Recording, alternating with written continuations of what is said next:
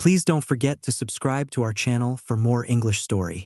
The room was silent except for the faint hum of the air conditioning. Hundreds of faces stared at me, their eyes filled with curiosity and hope. As I stood on the stage, microphone in hand, I could feel their anticipation. I took a deep breath, grounding myself in the moment before I began.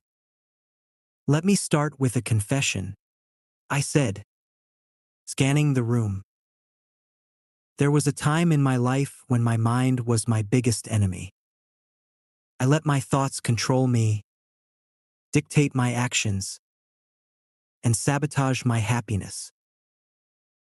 It wasn't until I hit rock bottom that I realized the power of controlling my own mind. I paused, allowing the weight of my words to sink in. Let me take you back to where it all began. The unchecked mind. In my early 20s, I thought I had life figured out. I was ambitious, eager to make a mark in the world, and determined to succeed. But beneath the surface, my mind was a chaotic storm. I overanalyzed every situation, doubted every decision, and let fear drive my choices.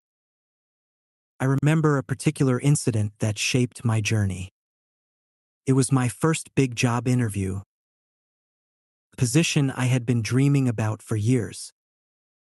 The night before the interview, my thoughts spiraled out of control. What if I mess up? What if they see I'm not good enough? What if I'm just wasting my time? The room was filled with anticipation as the crowd settled into their seats. Daniel stood confidently on the stage, his smile calm yet commanding. Behind him, a screen displayed the title of his talk, "Control Your Mind." He adjusted the microphone and scanned the audience. "Good evening, everyone," he began, his voice warm.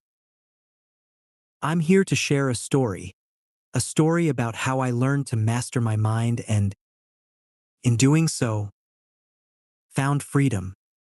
You see, not too long ago, I was a prisoner of my own thoughts." A murmur spread through the crowd, a mix of curiosity and connection. Daniel continued, "Before I dive into what worked for me, let me take you back to where it all began. Because, like many of you, I thought controlling my mind was impossible." Daniel's life, a few years ago, had been a whirlwind of chaos. He had a good job in marketing, a bustling social life, and a seemingly bright future. But beneath the surface, he was drowning. "I was impulsive," he explained. "If an idea popped into my head, I acted on it without thinking it through. If someone upset me, I lashed out or withdrew completely. And if things didn't go my way, I'd spiral into anxiety, replaying worst-case scenarios over and over." His mind was like a runaway train, fast, reckless, and heading straight for disaster. I remember one morning in particular, Daniel shared. "I woke up late, missed an important meeting, and spent the rest of the day berating myself. 'You're so lazy, Daniel,' I thought. 'You'll never amount to anything.' That one thought shaped my entire day, and by the evening, I was convinced I'd ruined my career. But here's the thing. The meeting wasn't even that critical. My boss wasn't angry. The only person punishing me was me. Daniel paused, letting his words sink in. For years, I let my thoughts dictate my emotions, and my emotions dictated my actions. I didn't realize that I had a choice, that I could be the one in control. The turning point came during a particularly rough patch. Daniel had taken on a major project at work, hoping to prove himself. The pressure was immense, and his mind wouldn't stop racing. I'd lie awake at night thinking about every possible way I could fail. He admitted. By the time I walked into the office, I was already defeated. One afternoon, his manager pulled him aside. "Daniel," she said gently, "you're talented, but you're your own worst enemy. If you don't learn to manage your stress, you'll burn out. Have you ever thought about mindfulness?" First, Daniel had scoffed. "Mindfulness?" he said to himself. "I don't have time for that yoga nonsense." But something in her tone lingered. That evening, he went home and searched for mindfulness exercises online. The first thing he found was a simple breathing exercise. Breathe in for 4 counts. Hold for 4 counts. Exhale for 4 counts. It sounded almost too easy, but Daniel decided to try it. "I'll never forget that moment," Daniel told the audience, his voice soft with remembrance. "For the first time in years, my mind slowed down. I realized how powerful it felt to focus on something as simple as my breath. It was a small victory, but it was enough to make me curious." From that day forward, Daniel began exploring ways to quiet his mind. He started small, 5 minutes of deep breathing every morning. Then he moved on to journaling, where he would write down his thoughts without judgment. "I didn't try to fix my thoughts," he explained. "I just acknowledged them. And do you know what happened? The more I observed my thoughts, the less power they had over me." Daniel leaned forward, his tone becoming more animated. But controlling your mind isn't just about sitting in silence. It's about how you respond to life's challenges. Let me share a story about a moment when everything I'd been practicing was put to the test. It was a rainy Tuesday, and Daniel was running late for a client presentation. Traffic was horrendous, and his anxiety began to build. Old Daniel would have panicked. He admitted. "I would have honked at every car, cursed the universe, and arrived at the meeting flustered and distracted." But this time, he decided to do something different. He pulled over, took a deep breath, and reminded himself, "I can't control the traffic, but I can control how I react to it." "I arrived 10 minutes late," he said, "but I was calm and focused." Instead of apologizing profusely and starting on a frantic note, I simply said, "Thank you for your patience," and delivered my presentation. And guess what? The client was impressed. That's when I realized the power of a controlled mind. Daniel paused again, his eyes scanning the crowd. "That moment was pivotal for me," he said. It wasn't just about calming myself in the car. It was about recognizing that every situation gives us a choice. We can react impulsively, or we can pause, reflect, and respond with intention. The audience sat in rapt attention, their faces a mix of inspiration and self-reflection. "I'm not saying it's easy," Daniel added, his tone honest. "Learning to control your mind takes practice. There were days I slipped back into old habits, and that's okay. The key is to keep trying, to keep choosing mindfulness over chaos." As Daniel wrapped up the first part of his story, he leaned into the microphone with a warm smile. "Now," he said, "let me take you deeper into this journey. Because controlling your mind doesn't just change how you handle stress, it changes your entire perspective on life." The crowd erupted into applause, eager to hear more. The applause from the audience faded as Daniel took a sip of water, preparing to dive deeper into his journey. "Thank you for listening so far," he began. "Now, let me share with you the challenges I faced as I worked to control my mind. Because, let's be real, changing years of ingrained habits isn't easy. But I promise you, it's worth it." The battle within. After the rainy Tuesday breakthrough, Daniel felt a sense of accomplishment. But old habits are stubborn, and his impulsive thoughts didn't disappear overnight. "I remember one particularly rough week," he shared.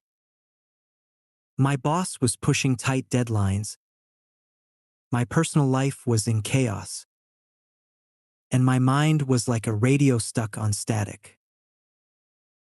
I couldn't focus on anything." That's when the self-doubt crept back in. The voice in his head whispered cruel words. "You're not good enough. You'll never get this done. Why even bother?" At first, I believed those thoughts, Daniel admitted. But then I remembered something I'd read about cognitive distortions, how our minds often lie to us, exaggerating the negative and ignoring the positive. Daniel decided to challenge his thoughts. He grabbed a notebook and wrote down every negative thing swirling in his mind.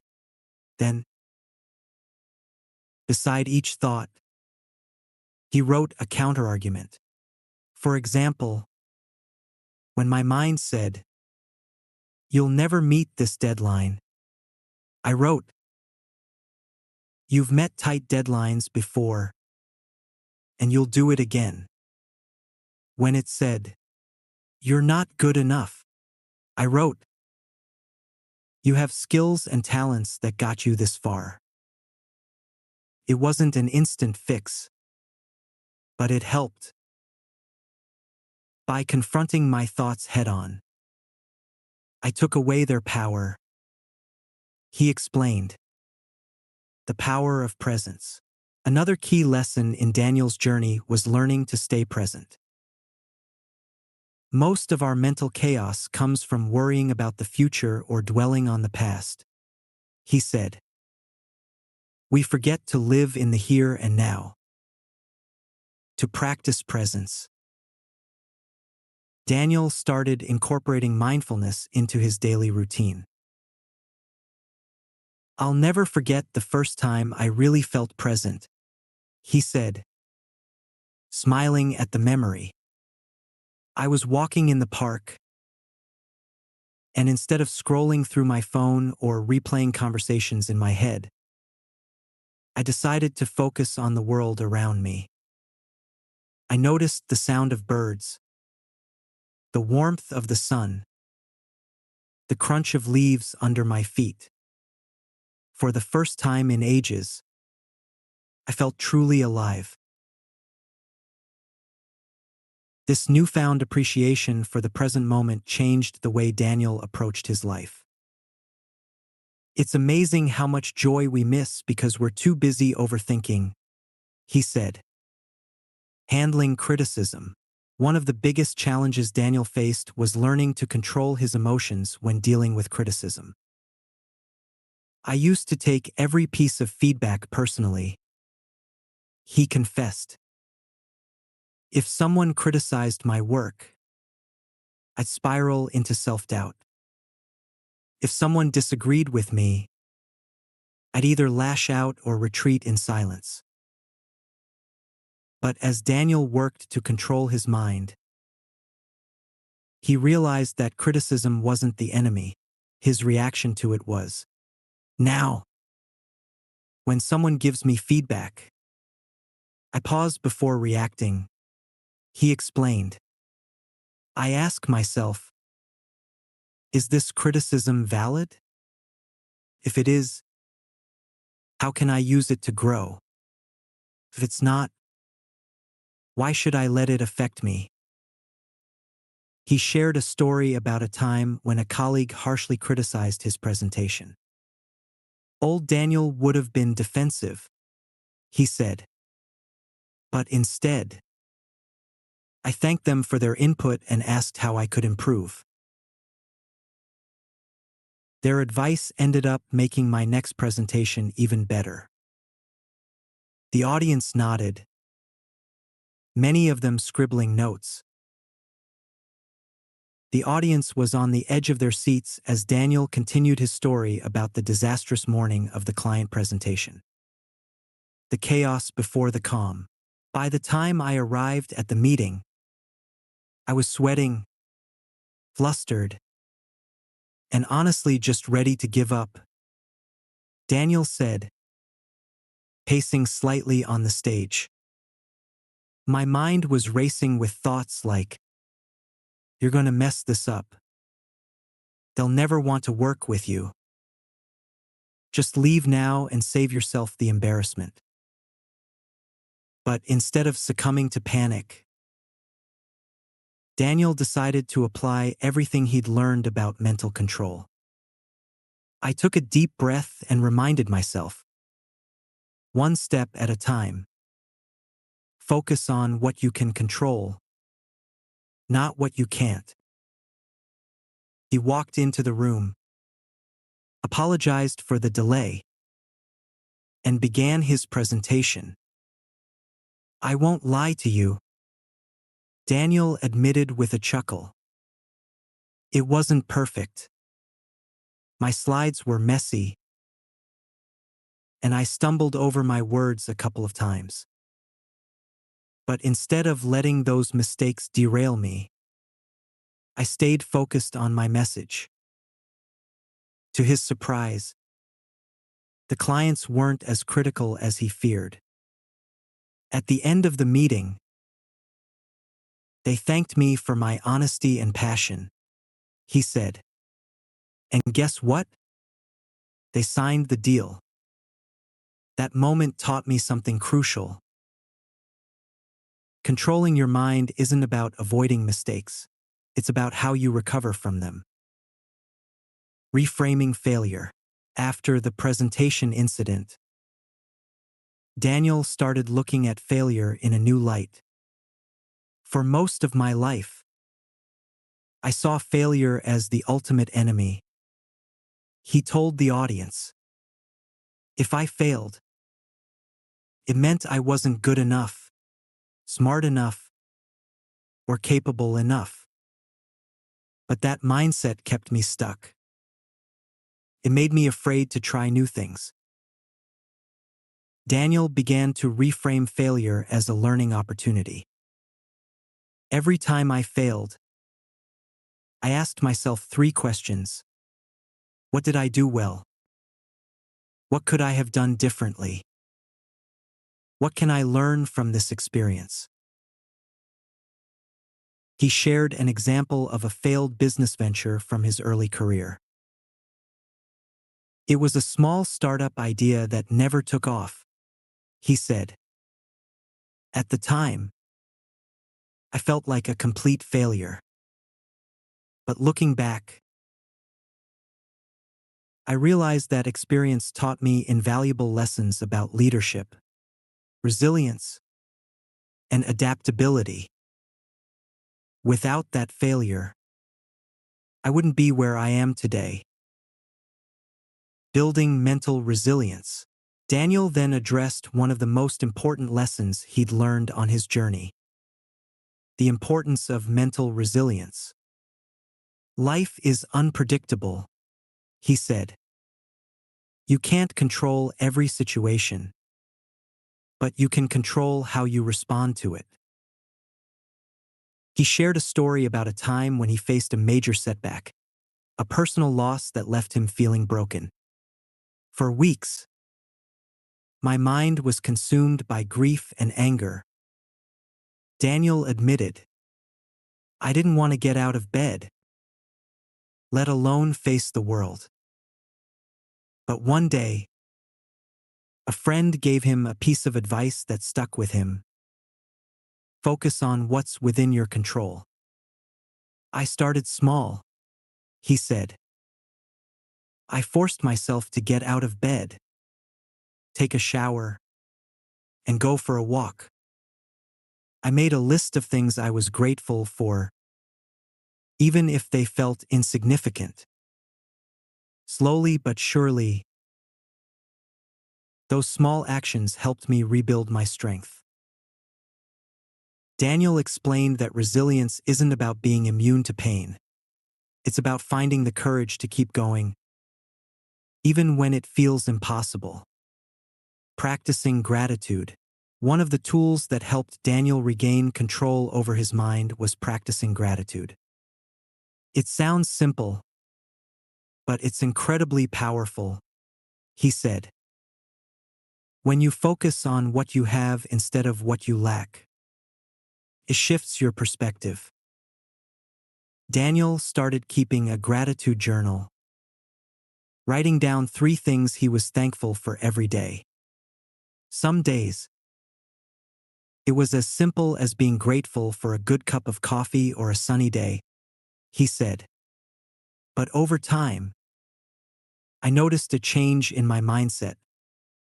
I became more optimistic, more present, and less consumed by negativity.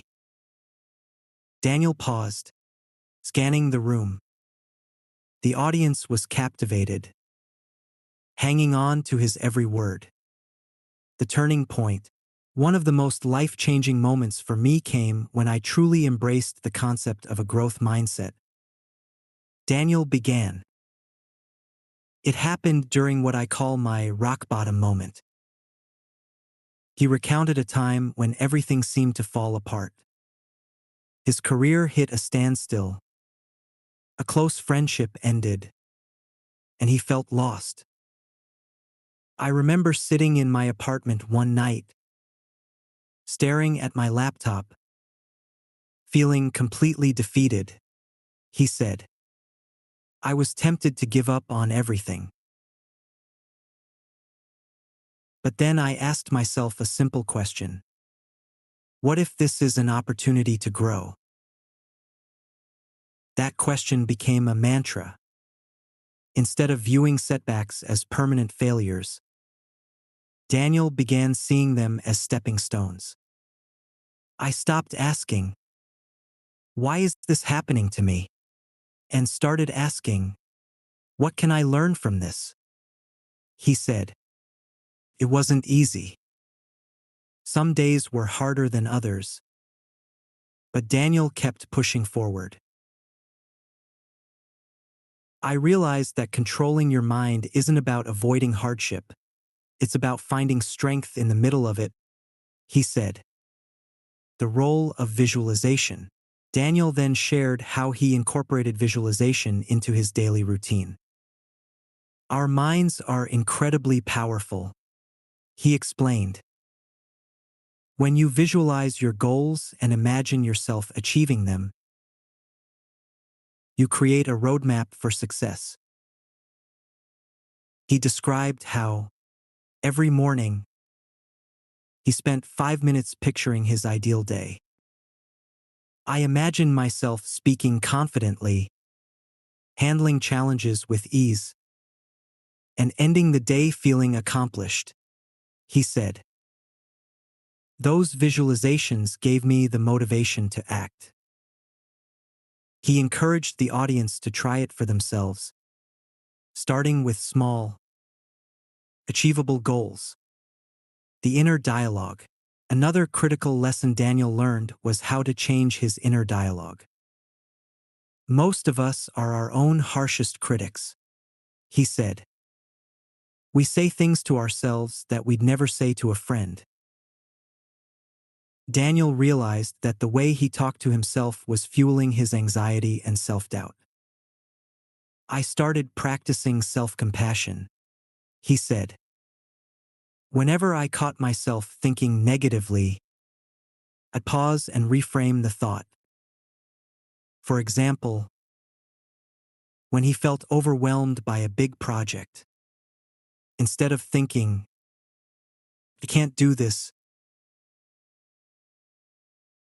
he'd tell himself, I'll take it one step at a time. It sounds simple, but it made a huge difference, he said. The ripple effect. Daniel began noticing how controlling his mind positively impacted other areas of his life. When you have a clear and focused mind, it affects everything: your relationships, your work, even your health, he said. He shared a story about a time when a stressful situation at work would have once ruined his entire week. Instead of letting it consume me, I used the tools I'd learned: breathing exercises, reframing my thoughts, and focusing on solutions. Not only did I handle the situation better, but I was also able to support my colleagues in staying calm, he said. This shift in perspective had a ripple effect.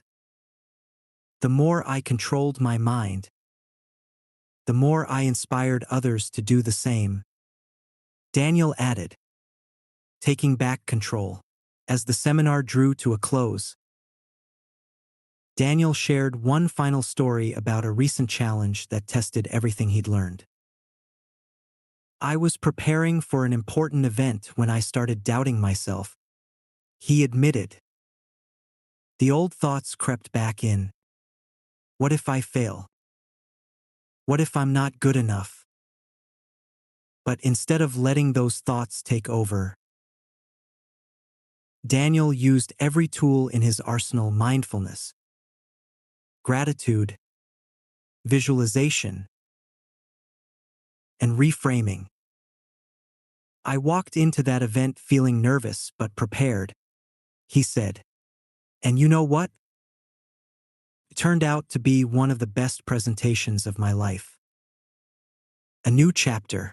Daniel smiled at the audience, his voice full of sincerity. Controlling your mind doesn't mean you'll never face challenges again, he said.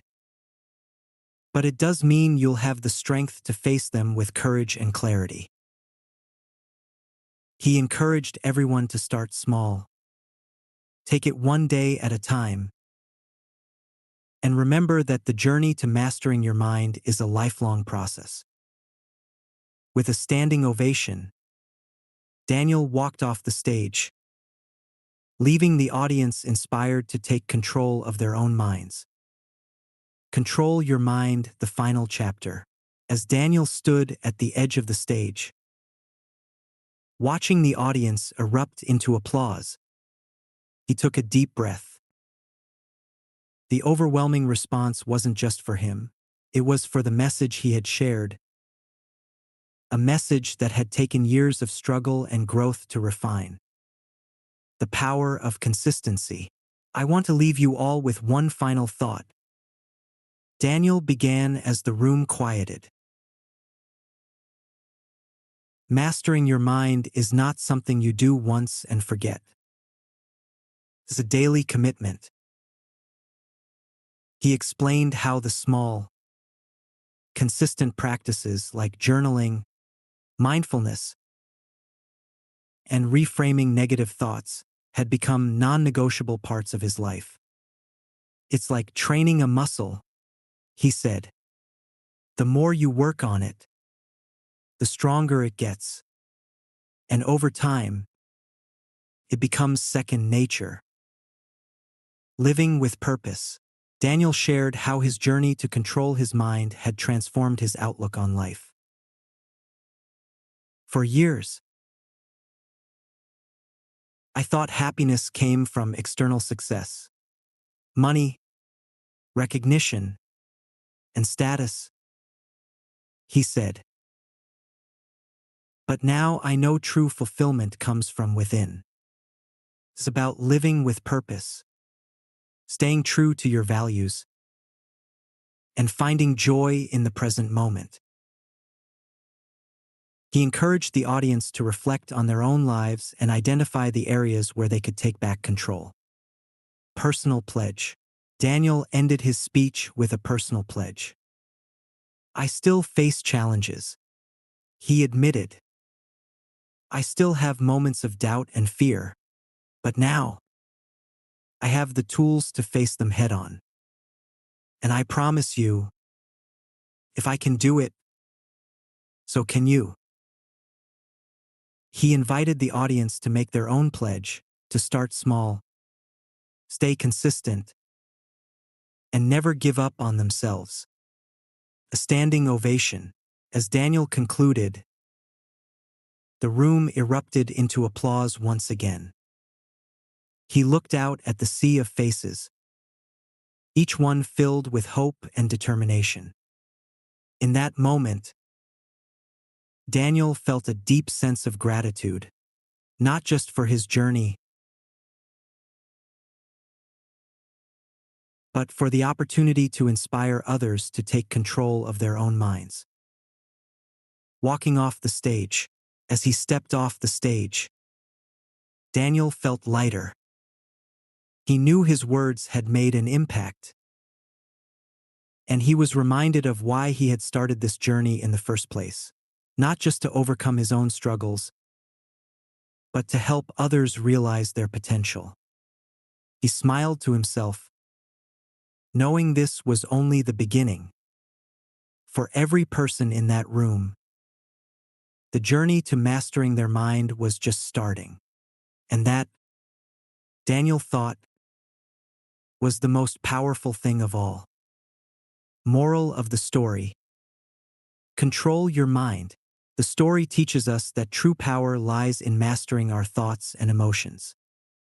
By practicing mindfulness, self-awareness, and discipline, we can overcome anxiety, make better decisions, and unlock our true potential.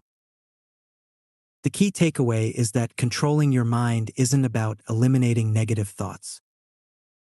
It's about learning to respond to them with clarity and purpose.